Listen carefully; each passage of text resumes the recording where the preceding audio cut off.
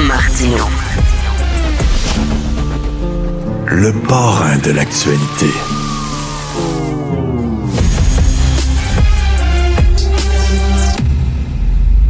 Je suis extrêmement réticent. Gants blancs jusqu'aux épaules, je peux comprendre. Mais à travers tout ça, il reste que l'industrie locale du commentaire est étonnamment muette. Joseph Facal. Est-ce que nous allons pouvoir parler de politique sans faire une référence au cinéma? Alors, les paris, vous pouvez parier. Les jeux sont faits. Joseph il est en studio. Salut, Joseph. Salut! Alors, il y a des gens qui disent qu'il ne faut pas exciter le monstre Trump, puis il ne faut pas arriver avec des contre-tarifs à ses tarifs, parce que de toute façon, ça va l'exciter. Il y a le gros bout du bâton, il va augmenter ses tarifs si on impose des contre-tarifs, puis les contre-tarifs qu'on impose, ça risque de... On se tire dans le pied. Bref, donc il faut rester cool et calme, garder la tête froide devant le monstre Trump, la bête. Qu'est-ce que t'en penses? Richard, je comprends ce raisonnement et je m'avance avec prudence parce qu'il est tenu par un certain nombre de chroniqueurs que j'estime et même que j'admire. Mais je suis pas d'accord avec ça. Je suis pas d'accord avec ça. Je pense qu'il faut riposter au coup par coup, ce qui ne veut pas dire perdre les pédales.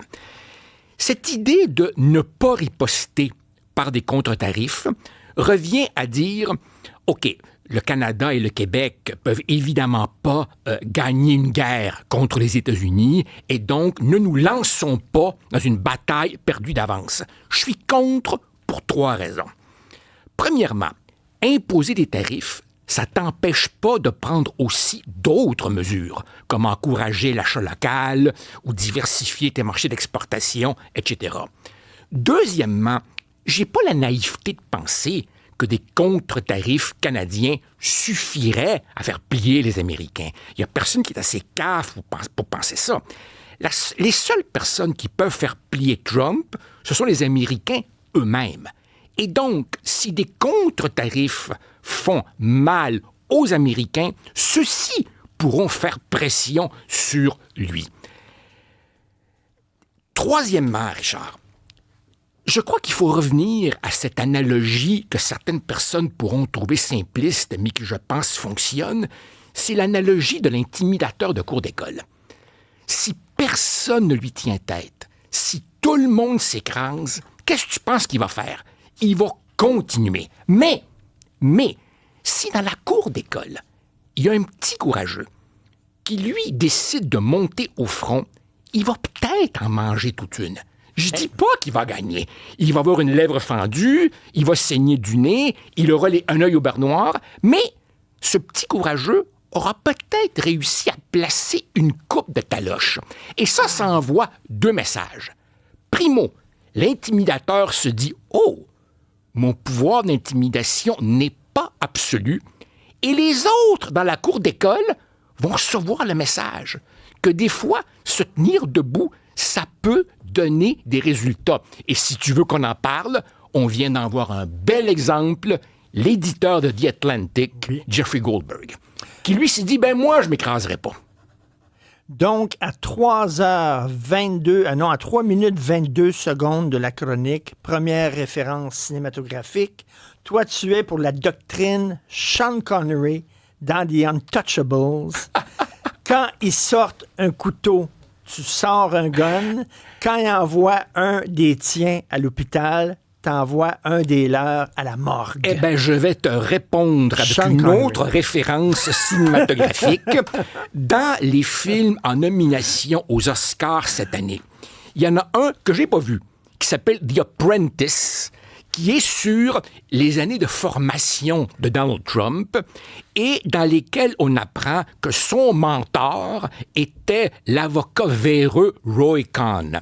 Et dans le petit extrait qu'on nous présente à chaque fois, tu vois un jeune Trump qui dit « T'as pas compris, là. La vie, c'est une jungle. » Et là, il dit quelque chose comme « If they come at you with a bat, you reply with a bazooka. » Et dans le cas des tarifs, tu vois, c'est parce que si le Canada et le Mexique se tiennent debout, ça va donner aussi des idées aux Européens. Et tout ce monde-là, ensemble, pourront peut-être lui faire entendre raison. Chose certaine, Richard, la reddition, c'est pas la bonne approche. Regarde les médias, OK? ABC News, c'est pas rien, là. Poursuivi par Trump, vient de régler hors cours pour 15 millions. Ils se sont effondrés. CBS s'apprêterait à faire pareil. L'Université Columbia. Richard, pour un universitaire comme moi, là, Columbia, c'est l'Himalaya du monde universitaire. C'est pas une petite université régionale, là. C'est une des grandes institutions au monde. 6 milliards de budget annuel. Fonds de dotation de 15 milliards. Et pour 400 millions, ils acceptent de laisser aller cette liberté académique dont ils n'arrêtent pas de dire qu'elle est plus précieuse que tout. Mais tu parlais tantôt de Trump qui expliquait à Roy Cohn ou l'inverse, c'était quoi le monde, comment le monde fonctionne. Ouais. L'autre jour, tu disais, quand les gens me disent, moi, Joseph, que j'ai du courage à écrire ce que j'écris, ce n'est pas du vrai courage, le vrai courage. Non. Le nombre de fois, Joseph, que ça m'arrive et que ça t'arrive, que des gens disent, je pense comme toi. Puis là, je dis, ben pourquoi tu le dis pas? Ouais. Je peux pas le dire. OK. Je peux pas le dire. Mais, tu sais, il s'écrase. Oui. Mais là, il y a... Puis moi, là, c'est me dire de quoi, là? Je pense que je respecte plus mon adversaire en face que quelqu'un qui est dans mon camp puis qui se ferme la gueule puis qui me dit dans l'oreille, je pense comme toi. Oui, mais dis-le que tu penses comme moi. Dis-le que tu m'appuies. Je peux pas. Moi, ces pleutres-là, j'ai bien de la misère avec ça. Puis aux États-Unis, on dirait que c'est rien que ça. D'accord. Mais, tu vois, je rappelle les faits, t'en parlais avec Luc. L'éditeur The Atlantic, Jeffrey Goldberg, se retrouve, on cherche encore à savoir comment, partie prenante d'une discussion hautement confidentielle sur des bombardements au Yémen. Il n'en revient pas, il prend des notes. Après ça, il réalise, la Maison-Blanche, qu'il était là, et là, on commence par le menacer. Vous publiez pas ça. Après, on l'insulte, on le traite de scum. Après ça, regarde la contradiction. D'un côté, on lui dit, vous publierez pas ça, puis de l'autre côté, on dit, de toute manière, c'était pas vraiment confidentiel. Là. Et lui, sachant probablement qu'il allait être poursuivi, il s'est posé une seule question. Est-ce que c'est d'intérêt public? Oui, je publie. Ben le voilà le mode d'emploi, Richard. Face aux intimidateurs, il n'y a qu'une façon, se tenir debout.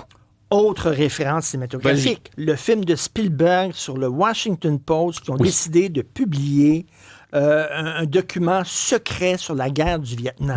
Oui, Daniel Ellsberg, le psychiatre, psychologue. Là, oui. Pentagon Papers. Oui. Ils avaient, eux autres, un rapport qui n'avait jamais été dévoilé, comme quoi le gouvernement américain lui-même disait qu'il allait perdre la guerre au Vietnam, mais le disait pas. Alors, eux publient ça en sachant, et la fin, tu comprends, est-ce qu'on le publie, est-ce qu'on le publie pas? Ouais. Et là, tu as l'éditrice qui dit on le publie, et ils savent qu'ils vont peut-être aller en prison. Richard, la lâcheté, c'est contagieux. Oui. Mais le courage aussi, c'est contagieux. S'il y en a qui se tiennent debout, ça donnera des idées aux autres. Et franchement, là, The Atlantic, qui des fois m'énerve, là, tu sais, ces espèces de petits magazines snobs qui penchent beaucoup à gauche, la côte est américaine. Bon, des fois, ça m'énerve un peu, bien que y a vraiment là-dedans d'excellents papiers. Eh bien, qu'une revue relativement modeste, si on la compare à des géants du monde des médias, ose lui tenir tête, je dis bravo, bravo, bravo. Il est là, le mode d'emploi. Un intimidateur ne comprend que la force. Je sais bien, mais tu sais, les artistes qui me disent « je pense comme toi sur les woke, sur la gauche, puis tout ça, mais je le dis pas », ils risquent rien. Même s'ils en parlent, qu'est-ce qu'ils vont... Peut-être qu'ils seront pas invités dans un tapis rouge quelque part. Ouais. C'est tout. Ouais. T'imagines, aux États-Unis, ils risquent la prison. Ouais. Puis ils se tiennent debout quand même. Ouais. J'espère que ces gens-là qui ont peur, là, parce qu'ils ne seront pas invités au party là, de Véronique Cloutier, là... Ouais.